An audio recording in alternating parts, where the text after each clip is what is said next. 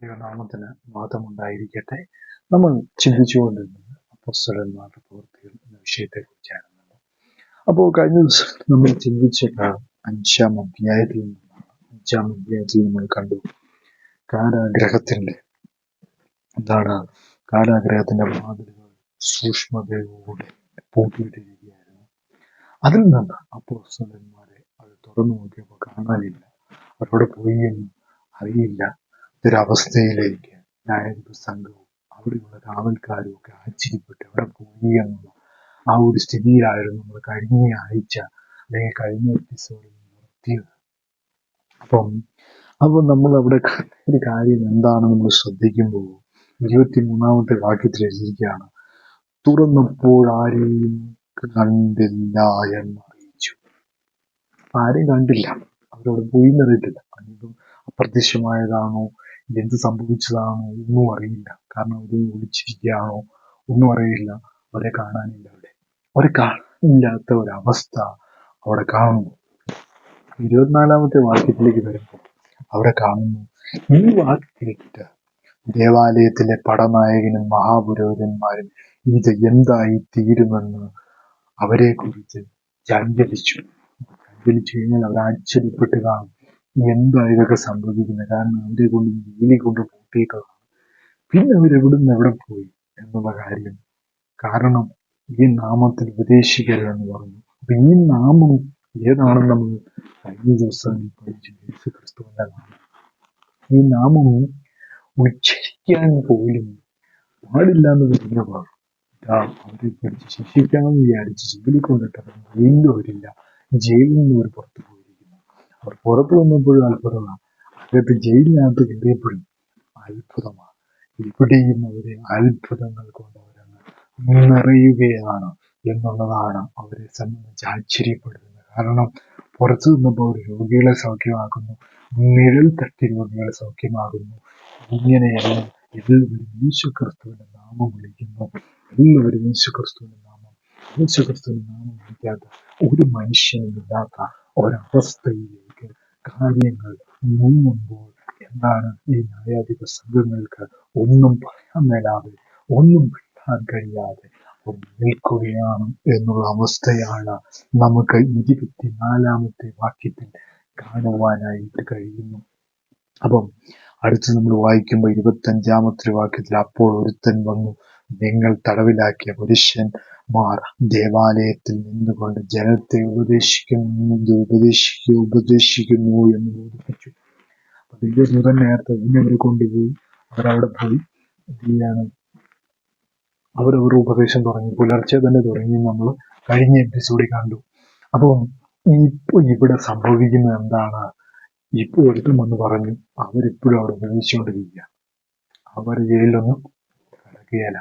നിങ്ങൾ ഉദ്ദേശിക്കുന്ന ഒരു തടവിലും അവരെ ആക്കാൻ കഴിയുകയില്ല. കാരണം അവർ പറഞ്ഞിരിക്കുന്ന ആളുടെ നാമത്തിലാണ്, യേശു ക്രിസ്തുവിന്റെ നാമത്തിലാണ് വന്നിരിക്കുന്നത്. അപ്പൊ യേശു ക്രിസ്തുവിന്റെ നാമത്തിൽ വന്നിരിക്കുന്ന ഒരാൾക്ക് എന്ത് ചെയ്യാൻ പറ്റുകയില്ല, ഒരാൾക്കും അവരെന്ത് ചെയ്യാൻ തടയാൻ പറ്റുകയില്ല.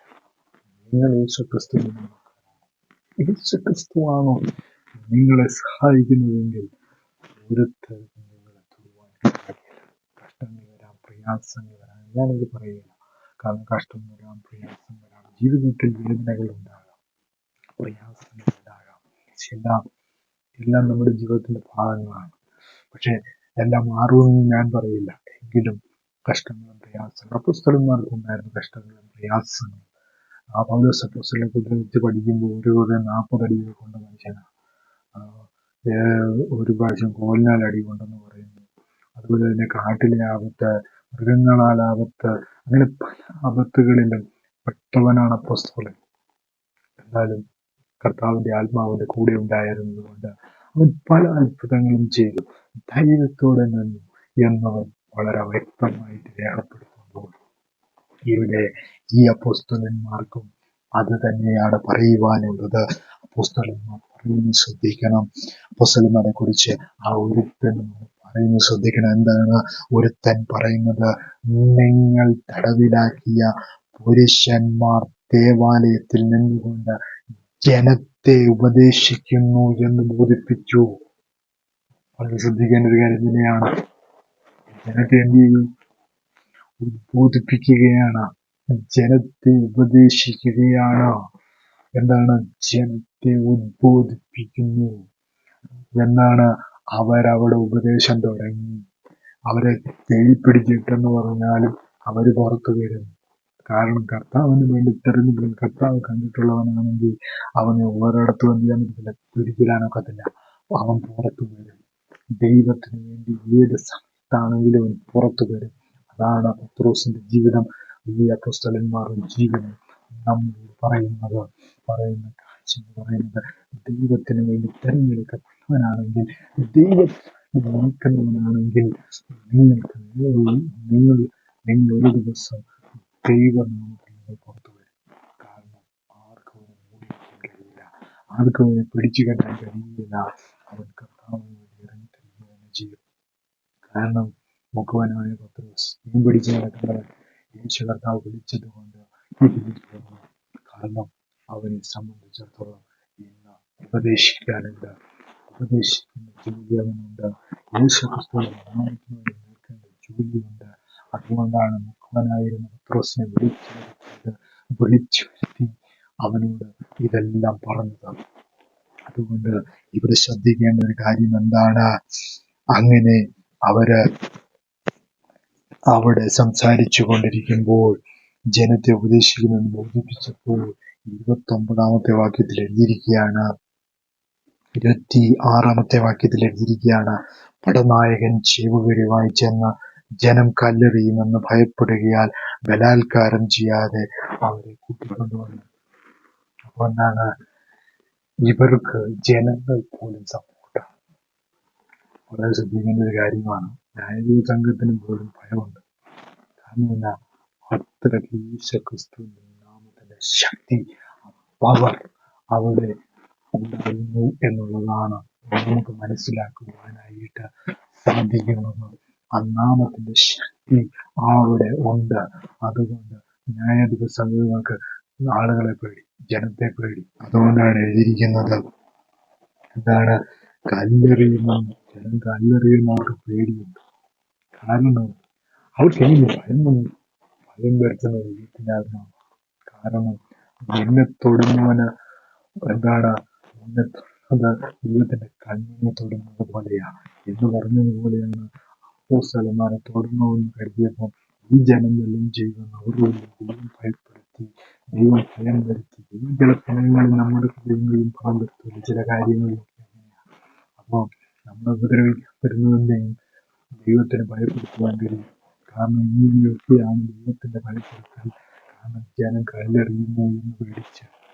അപ്പം ഇവിടെ നമ്മൾ കാണുവാനായിട്ട് സാധിക്കുന്നു, ഈ ന്യായാധിപ സംഘത്തിന് എന്ത് ചെയ്യാൻ കഴിയുന്നു? അപ്പം ഭയപ്പെടുകയും ബലാത്കാരം ചെയ്തില്ല. ബലാത്കാരം ചെയ്ത ജനങ്ങൾ ചിലപ്പം പ്രതിഷേധിക്കാൻ സാധ്യതയുണ്ട്, ജനങ്ങൾ കല്ലെറിയാൻ സാധ്യതയുണ്ട്. അതുകൊണ്ട് തന്നെ എന്ത് ചെയ്തു? ഇവര് എന്ത് ചെയ്തു? ബലാത്കാരമൊന്നും ചെയ്യാതെ അവരെ കൂട്ടിക്കൊണ്ട്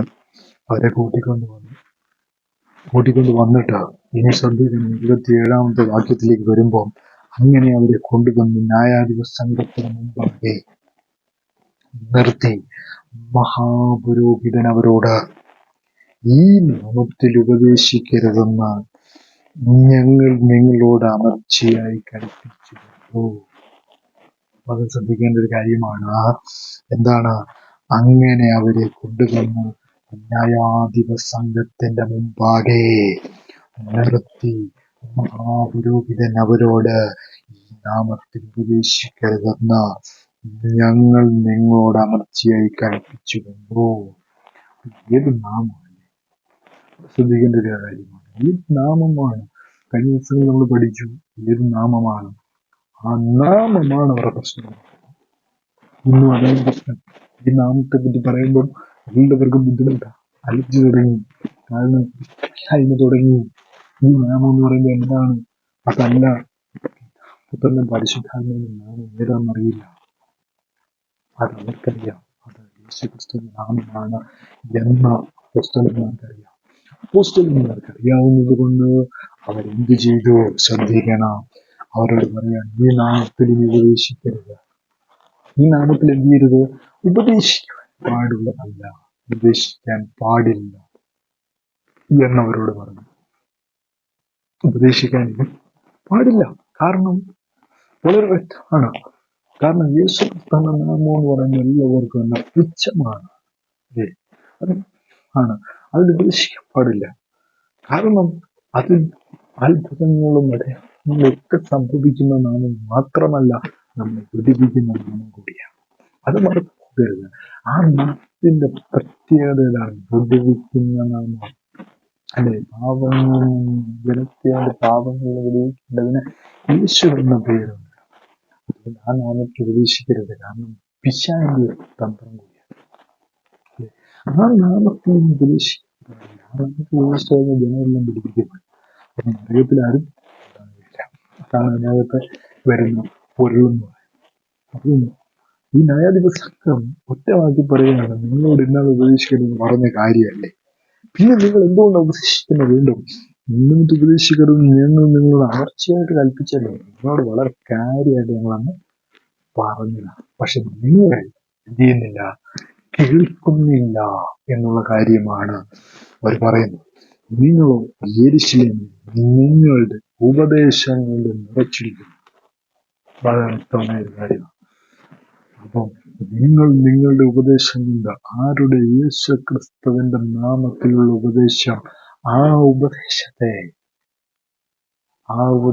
കൊണ്ട് യെരൂശലേം മുഴുവൻ നിറച്ചു വെച്ചിരിക്കുക. സിദ്ധിക്കേണ്ട ഒരു കാര്യം തന്നെയാണ് യേശു ക്രിസ്തുവിന്റെ നാമത്തിലുള്ള ഉപദേശം. ആ ഉപദേശം ഇനിയോട് ഉപദേശിക്കാൻ പാടില്ല. ആ ഉപദേശം എന്താ എന്നുള്ള കാര്യമാണ് ഇവർക്ക് പറയുവാനുള്ളത്. അത് ശ്രദ്ധിക്കേണ്ട ഒരു കാര്യം തന്നെയാണ്. നിങ്ങൾ യെരൂശലേമിൽ നിങ്ങളുടെ ഉപദേശം നിറച്ചിരിക്കുന്നു. ആ മനുഷ്യന്റെ രക്തം ഞങ്ങളുടെ മേൽ വരുത്തുവാൻ ഇച്ഛിക്കുന്നു എന്ന് പറഞ്ഞു. അപ്പൊ വളരെ ശ്രദ്ധിക്കേണ്ട കാര്യം, ആ മനുഷ്യൻ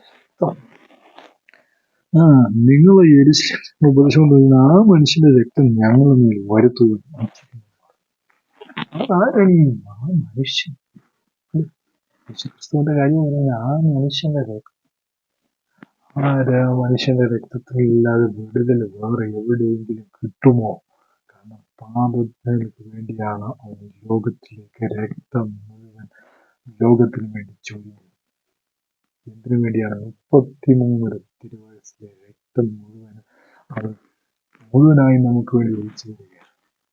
അതിനു വേണ്ടിയാണ് നമ്മൾ രക്ഷപ്പെടാൻ, നമ്മൾ നരകത്തിൽ പോകാതിരിപ്പാൻ, നമ്മൾ വിടുവിക്കപ്പെടുവാൻ, ദൈവക്രോധത്തിൽ നിന്ന് നമ്മൾ രക്ഷപ്പെടുവാൻ, അല്ലെ, ദൈവവചനത്തിന്റെ 7:28 കഴിയും. അപ്പോ ഇപ്പോൾ നമ്മളെ ദൈവവചനത്തെ അധീനമാക്കി ആ രക്തം തരുന്നത്. ആ രക്തം എന്ന് പറഞ്ഞത് ആ മനുഷ്യന്റെ രക്തം ഞങ്ങളുടെ മേൽ വരുത്തുവാൻ ഇച്ഛിക്കുന്നു എന്ന് പറഞ്ഞു. ഞങ്ങളുടെ മേൽ ആ രക്തമൊന്നും നിങ്ങൾ കൊണ്ടുവരണ്ട. പക്ഷെ നിങ്ങൾ അങ്ങനെ രക്ഷപ്പെടും. ആ രക്തത്തിലൂടെയല്ല നിങ്ങൾ രക്ഷപ്പെടില്ല.